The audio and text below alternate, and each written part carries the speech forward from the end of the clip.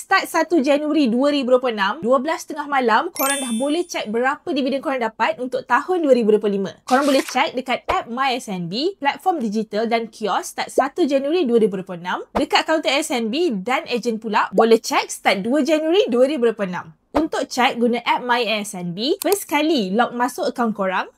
Dekat page utama ni, tekan kotak unit amanah. Tekan kotak SB yang ni. Korang akan nampak berapa kadar pulangan dividen untuk tahun semasa dan jumlah dividen yang korang dapat dekat sini. Tekan penyata akaun untuk tengok laporan terperinci tahunan.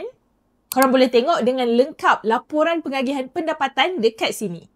Scroll bawah sikit, boleh tengok penyata lengkap transaksi sepanjang tahun start 1 Januari hingga 31 Disember 2025. Boleh download PDF untuk rujukan. Dah dapat dividen ni, jangan lupa pula pasal zakat. Tengok cara kira zakat ASB terbaru dekat video part 25 dalam playlist KWSP dan ASB kami.